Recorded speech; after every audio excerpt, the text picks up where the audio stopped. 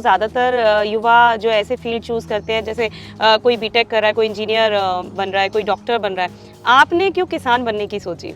जैसे मान लो हम स्प्रे कर रहे हैं तो फ्रूट जो खा रहा है उसको तो बाद में मिलेगा, स्प्रे जो हम खुद कर रहे हैं उसका इफेक्ट डायरेक्ट हम पे खुद में सबसे पहले पड़ता है। तो उस चीज़ को देखते हुए जैसे लोगों को अब कैंसर वगैरह बढ़ रहे हैं, कैंसर पेशेंट ज़्यादा आ रहे हैं, तो इन सब का कोरिलेशन घूम फिर के आता है कि हमारा खान पान क्या है। वो खान पान अगर हमारा ठीक होगा तो हमारी आगे जो जनरेशन होगी वो भी ठीक होगी।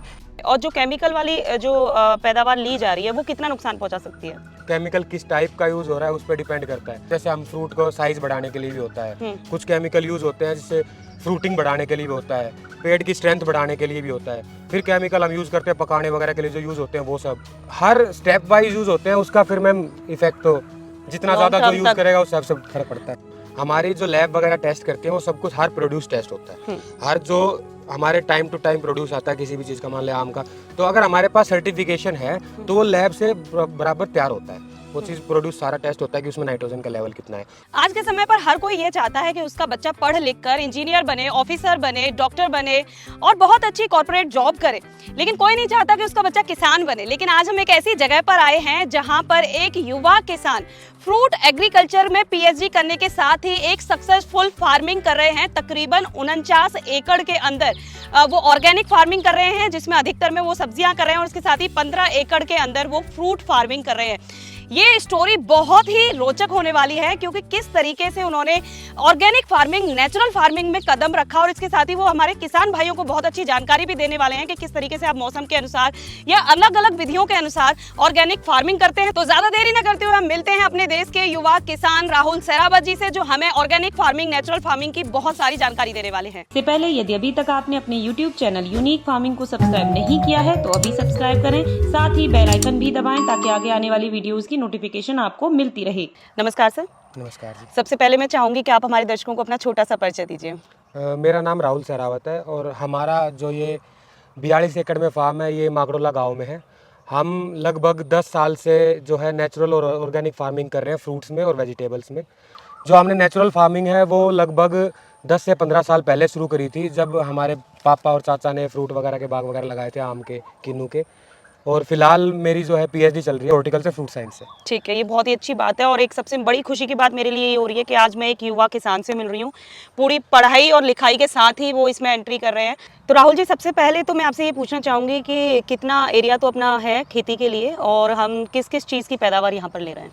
मैम हमारा टोटल जो हमारा माकड़ोला गांव में, गुड़गांव हमारा डिस्ट्रिक्ट है, इसमें जो हमारा एरिया है वो 42 to 43 एकड़ है। इसमें जो हम कर रहे हैं लगभग फिलहाल जो हमारा पहुंच चुका है वो पहुंच चुका है 12 से 13 एकड़ जो हमारे फ्रूटिंग और वेजिटेबल में यूज़ करते हैं, जिसमें से 9 एकड़ जो वो हमारा फ्रूट में है, जिसमें 9 एकड़ में से हमारा 2 एकड़ मैंगो का है और 1 एकड़ हमारा सपोटा जो चीकू अपना है वो है, और बाकी बचा हुआ जो एरिया बच गया 12 एकड़ में से वो हमारा किन्नू का है। और उसके बाद हमारा 3 से 5 एकड़ के आसपास जो हर साल वेरिएबल रहता है कि ये डिमांड किस हिसाब से होगी और वो मौसम कैसा है, उस हिसाब से हम वेजिटेबल्स को देते हैं, ऑर्गेनिक को। ठीक है, और एक चीज़ अगर मैं आपकी मार्केटिंग की पूछना चाहूँ आपसे, तो कहाँ आप सीधे ऑर्गेनिक मंडी में जाकर इन चीज़ों को सेल करते हैं?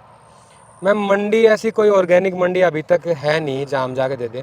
हमारा कॉन्टैक्ट जो रहता है, हमने स्टार्टिंग में डिलीवरी भी की है स्टार्टिंग में। जैसे हमारे यहाँ पे हेरिटेज मैक्स सोसाइटी वगैरह है, धनकोट में है, बसई में सोसाइटी, हमारे पास 3-4 किलोमीटर के एरिया में काफ़ी सोसाइटीज़ है। हमने डोर टू डोर जाके भी लोगों को बताया कि हम ऐसे ऑर्गेनिक फार्मिंग करते हैं। सबने एक दूसरे को बताया, सब्जियां सबने टेस्ट करी, सबने खाना बनाया। तो ऐसे लिंक बनते बनते अब हमें कहीं पे भी जाने की जरूरत नहीं पड़ती। हमारे पास जो हमारा कस्टमर है वो मान लो जिसकी कभी भी छुट्टी होती है वो ज़्यादातर आके हमारे फार्म से ही सब्जियां वगैरह उठाते हैं। यानी हम कह सकते हैं सीधे सीधे खेत से सब्जी सीधे घर पहुंच डायरेक्ट घर पहुंच रही है। और एक खास चीज़ है जो राहुल जी आप बार बार बोल रहे हैं कि नेचुरल फार्मिंग कर रहे हैं।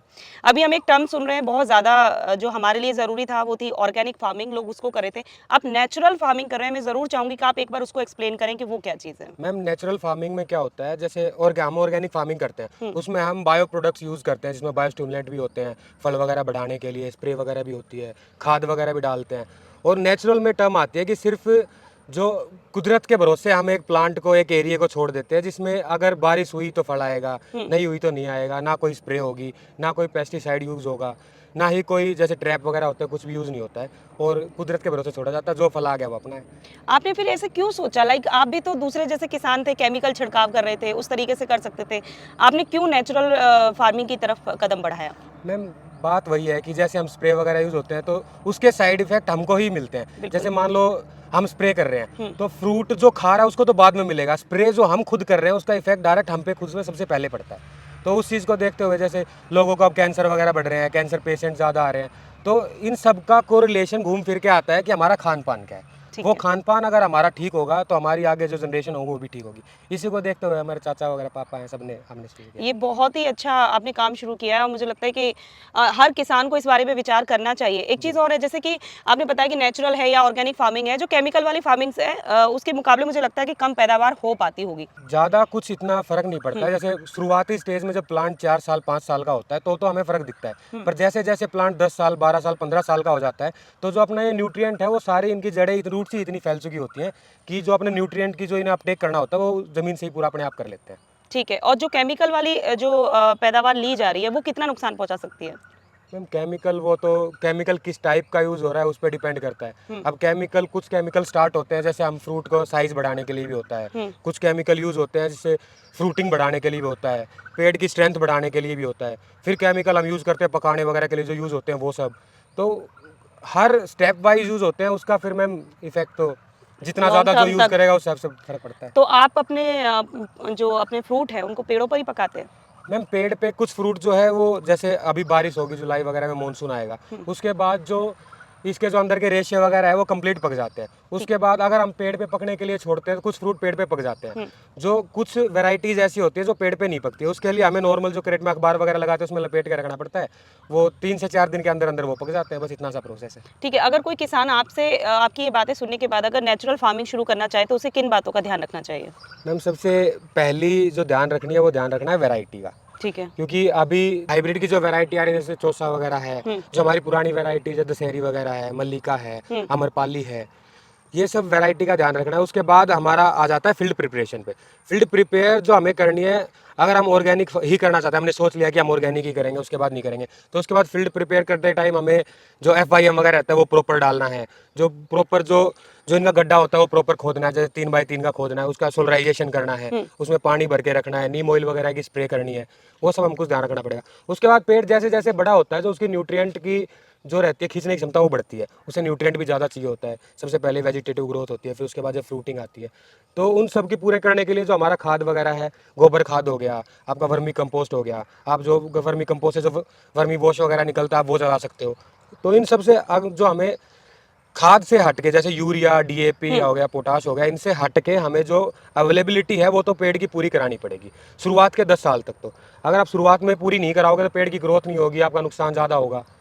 तो यही सब है, इन सब चीज़ों का अगर बातों का ध्यान आप रखना अगर चाहिए। आपके अनुभव की बात की जाए तो किसान ऐसी क्या चीज़ है जिसकी वजह से वो डर रहे हैं ऑर्गेनिक फार्मिंग में एंट्री करने से? मैम सबसे पहले जो किसान सबसे ज़्यादा हमारा डर रहा है वो इसी चीज़ से डर रहा है कि हमारी प्रोडक्शन घटेगी। हमारी अभी जिन लोगों का सेटअप बन चुका है एक्चुअली, जो सब मैनेज कर रहे हैं 5-5 6-6 साल, वो लोग बोलते हैं कि आप ऑर्गेनिक फार्मिंग करो, ऑर्गेनिक फार्मिंग करो। उनके पास क्या है कि एक मार्केट स्टेब्लिश है, जो कस्टमर है वो है, जैसे हमारे पास है। हमारे पास जो कस्टमर का बेस है वो कस्टमर हमारे पास पहले से है, जो लगातार देखते आ रहे हैं कई साल से, 10-10 15-15 साल से हमसे सामान ले रहे हैं लगातार, सारी वेजिटेबल भी है, फ्रूट भी है, सब ले रहे हैं। तो जो नए किसान स्टार्ट करते हैं वो यही डरते हैं कि हमारे पास भी कस्टमर आएगा नहीं आएगा, इन सब चीज़ों को। अभी जो नॉर्मल मान लो हम ऑर्गेनिक कर रहे हैं, उसको हम नॉर्मल मंडी में लेके जाएंगे तो वहाँ तो ऑर्गेनिक भी वही रेट बिकना है और स्प्रे वाला भी वही रेट बिकना है। तो एक मार्केट की बात है, मार्केट जो है आप काम शुरू करोगे उसके बाद मार्केट ही आपको मिलेगी। बिना काम शुरू करे आप बोलोगे कि आपके पास मार्केट है नहीं है ये सोचोगे, तो वो किसान इसी असमंजस में फंसा हुआ है कि हमें मार्केट मिलेगी या नहीं मिलेगी। हमारा जो प्रोड्यूस वो उगा लेगा, मान लो कुछ प्रोड्यूस में लॉस होगा, कीड़े भी लगेंगे, उसका प्रोड्यूस लगभग 50-60% के आसपास उसके आता है जो स्प्रे वाली से, जो खराब बाकी है वो खराब हो जाएगा। 50-60% अगर उसका हाई रेट में नहीं बिका तो उसका तो लॉस ही है। इसी चीज़ को लेकर वो ज़्यादातर डरते हैं किसान। ठीक है, लेकिन उसको अगर आप ये कहें कि क्या हमें छोटे से एरिया में इसकी शुरुआत कर देनी चाहिए या फिर धीरे धीरे हमें मिट्टी प्रिपेयर करनी चाहिए, कुछ तो ऐसी चीज़ जो उनके अंदर वो चीज़ का जोश आए कि हाँ मैं अब कर सकता हूँ? मैम ऑर्गेनिक फार्मिंग सभी को, मैं सभी के लिए बोल रहा हूँ, सभी को एक छोटे एरिया से ही स्टार्ट करना चाहिए, आधे एकड़, 1 बीघा 2 बीघा, जिससे आपका जो कस्टमर बेस है वो बढ़े। जैसे जैसे कस्टमर ज़्यादा आएंगे आप उस एरिया को बढ़ा सकते हो, पर स्टार्टिंग में ही आप सोचो कि मैं 3-4 एकड़ 5 एकड़ 7 एकड़ लगा लूँ और एकदम से कस्टमर बेस मेरे पास अपने आप आ जाएगा, नहीं आएगा। वो नहीं आते हैं। तो स्टार्टिंग हमेशा छोटे से अगर करते चलोगे तो आपका बढ़ता चलेगा। हमने भी कुछ ज़्यादा एरिया से स्टार्ट नहीं किया था, हमने भी 3-4 एकड़ से शुरुआत में स्टार्ट किया था, उसके बाद हमने बढ़ाते चले हैं लगातार। सब्जियां भी हम पहले ज़्यादा लगाते थे, पेस्टिसाइड वगैरह यूज़ करते थे, उसके बाद जिसमें हमने एरिया छोटा एरिया ऑर्गेनिक फार्मिंग करना स्टार्ट किया, हमारे पास कस्टमर आए तो हमने वो एरिया लगभग बढ़ाते चले। वेजिटेबल पहले सिर्फ हम मान लो घिया तोरी नॉर्मल लगाते थे, अब घिया तोरी पेठा सब कुछ, भिंडी वगैरह भी ऑर्गेनिक हम कर रहे हैं। मैं बिल्कुल आपसे ये पूछने ही वाली थी, क्योंकि कोई भी चीज़ अच्छी चीज़ बढ़ती है, क्रिटिसाइज़ करने वाले लोग आ ही जाते हैं। लोगों ने अभी इस समय ये कहना शुरू कर दिया है कि कोई भी चीज़ ऑर्गेनिक नहीं है, ये कहने वाली बात है, ये सिर्फ सर्टिफिकेट लेके ये काम कर रहे हैं, है ना? तो उनके बारे में आप क्या कहना चाहेंगे? क्योंकि ये मैं जिससे भी बात करती हूँ, मैं पूछ रही हूँ कि आपके पड़ोस में अगर ऑर्गेनिक खेती हो रही है, क्या ये सच में हो रही है कि नहीं? सब बकवास है, सब सिर्फ सर्टिफिकेट लिया जाता है, सब अपनी सेल्स बढ़ा रहे हैं, सिर्फ इतना। नहीं मैम, ऐसा कुछ नहीं है।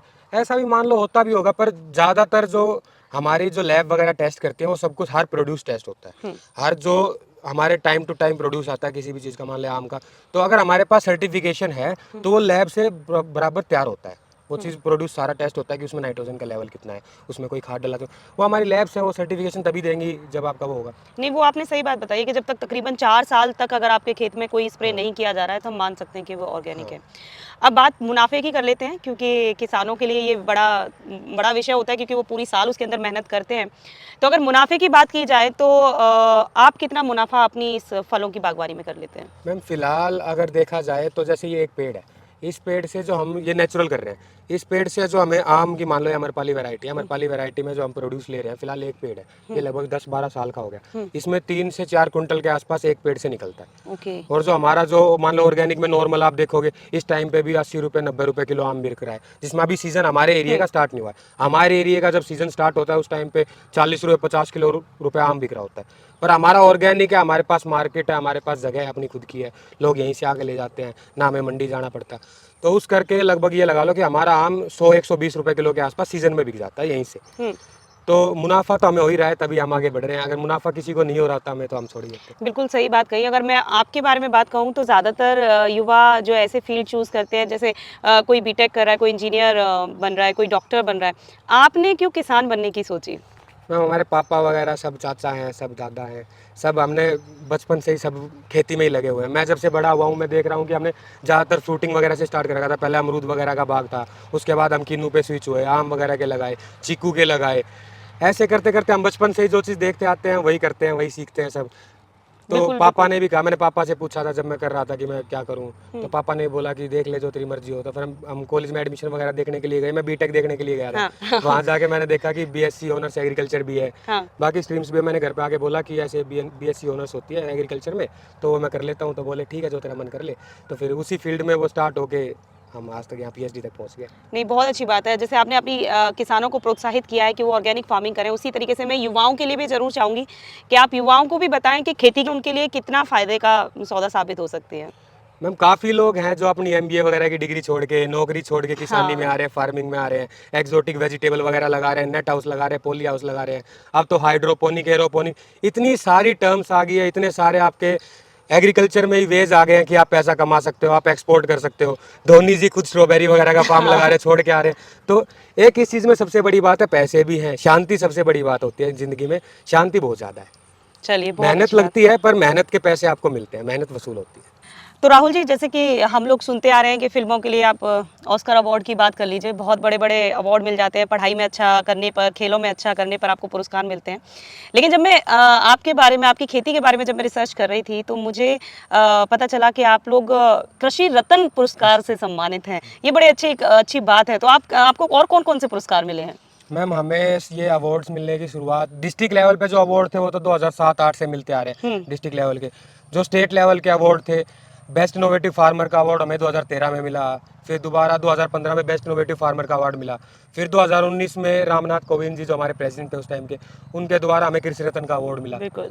तो ऐसे ही प्रोत्साहन जो है 1 लाख रुपए की प्रोत्साहन राशि भी मिली थी कृषि रत्न के अरे साथ वाह, साथ हमें। अरे वाह। तो ऐसे अवार्ड्स जो है डिस्ट्रिक्ट लेवल के, स्टेट लेवल के जो अवार्ड्स है, नेशनल लेवल के अवार्ड्स है, वो तो लगातार जो हमारी डीडीए की टीम है, जो एग्रीकल्चर डिपार्टमेंट है, हॉर्टिकल्चर डिपार्टमेंट, वो लगातार अपने एरिया की चेक करते रहता है और सक्सेस स्टोरी वगैरह बनवाता है। तो उनकी जब सक्सेस स्टोरी वगैरह आगे जाती है तो वो पास होते हैं। फिर जो बड़े डिपार्टमेंट एग्रीकल्चर डिपार्टमेंट के ऊपर के ऑफिसर आते हैं, वो आके चेक करते हैं कि ऐसा है नहीं है, फिर लगातार चेकिंग होती है। उसके बाद जो पूरे एरिया के हैं, पूरे देश के लगा लो या स्टेट जिस लेवल का भी अवार्ड हो, उस लेवल के फार्मर सिलेक्ट होते हैं। उसके बाद उन्हें आगे भेजा जाता है अवार्ड के लिए, स्टेज वगैरह जैसे अपने नॉर्मल कृषि मेला वगैरह होते हैं उनमें अवार्ड्स मिलते हैं। चलिए, बहुत अच्छी बात है, बहुत सही बात आपने बताई। और इसके साथ ही एक चीज़ जो बोली है कि मुझे ऐसा लगता है कि किसानों को कोई भी अगर आप चीज़ शुरुआत कर रहे हैं तो जो अपना कृषि विभाग है, मुझे लगता है कि उसके संपर्क में रहना चाहिए। उससे कितना फ़ायदा मिल पाता है? मैम फ़ायदा डिपार्टमेंट्स का तो काफ़ी फ़ायदा है ही। जैसे हॉर्टिकल्चर डिपार्टमेंट में काफ़ी सब्सिडी वगैरह भी आती है, अभी नेचुरल फार्मिंग पे भी सब्सिडी वगैरह भी चल रही है। आप मान लो आप कोई गाय पालना चाह रहे तो उस पर भी सब्सिडी अलग है, कोई ऑर्गेनिक फार्मिंग करना है उस पर सब्सिडी अलग है, स्टैकिंग वगैरह करता है उस पर सब्सिडी अलग है, आप ड्रिप इरिगेशन करना चाहते हो उस पर सब्सिडी अलग है। तो सब्सिडीज़ तो काफ़ी हैं। जो वन टाइम जो सब्सिडीज़ आ रही है वो वन टाइम वन फार्मर मिलती है। आप एक बार सब्सिडी ले लेते हो, उसके बाद आपको दोबारा नहीं मिलती। पर जो एक स्टार्ट करना चाहता है, स्टार्ट इनिशियल कॉस्ट जो है फार्मर की ज़्यादा लगती है, उस टाइम पर अगर आपको एक हेल्प मिल रही है तो वो हेल्प मैं चाहूँगा कि ज़रूर सब फार्मर जाके ले और सब एक बार ऑर्गेनिक फार्मिंग की तरफ ज़रूर देखें। तो वो खेती से संबंधित जैसे आम की अगर खेती करनी है तो क्या विभाग वो चीज़ें भी हमें बताता है कि किस तरीके से शुरुआत करनी चाहिए? जैसे हमारे केवीकेज वगैरह केवीके सिकोपुर हमारा है, तो उनमें जो है नेचुरल फार्मिंग की, ऑर्गेनिक फार्मिंग की, फ्रूट फार्मिंग की सभी जो ट्रेनिंग्स है वो लगातार हर महीने चलती रहती है। अगर आप उनके कांटेक्ट में रहोगे तो जिस भी टाइप की आप मान लो हाइड्रोपोनिक करना चाहते हो, एरोपोनिक करना चाहते हो, नॉर्मल आप नर्सरी तैयार करना सीखना चाहते हो, तो सबकी जो ट्रेनिंग है वो वहाँ पे लगातार चलती रहती है। अब अगर आप उनके कॉन्टैक्ट में रहोगे तो आपको उन ट्रेनिंग का पता होगा। अगर आप उनके कॉन्टैक्ट में नहीं होगे तो वो भी आपको कैसे कॉन्टैक्ट करेंगे कि ये सब अभी ये ट्रेनिंग चल रही है, ये नहीं चल रही है। बहुत अच्छी बात है। और सबसे अच्छी बात है कि युवा किसान है, एक पढ़ा लिखा किसान है, और बहुत ही अच्छी चीज़ें उन्होंने हमें यहाँ बताई है कि क्यों हमें खेती की तरफ बढ़ना चाहिए और नेचुरल और ऑर्गेनिक फार्मिंग की तरफ हमें पढ़ना चाहिए, जिसकी वजह से वो सिर्फ अपने स्वास्थ्य का ख्याल नहीं रख रहे, पूरे समाज का, पूरे देश का ख्याल रख रहे हैं। तो मुझे लगता है कि आप सभी को जो युवा किसान खेती में थोड़ी सी भी दिलचस्पी रखते हैं तो उन्हें उसे और कदम बढ़ाना चाहिए, ऑर्गेनिक फार्मिंग की तरफ कदम बढ़ाना चाहिए। और अगर ऐसा लगता है कि कोई ऐसी चीज़ रह गई है वीडियो में जो आप जानकारी उनसे लेना चाहते हैं तो हमारे कमेंट बॉक्स में पूछ सकते हैं। हमारी कोशिश होगी कि हम वीडियो में नंबर भी देंगे, आप सीधे संपर्क भी कर पाएंगे। तो अगर वीडियो पसंद आई है तो वीडियो को लाइक और शेयर करना ना भूलें और चैनल को सब्सक्राइब करें। धन्यवाद।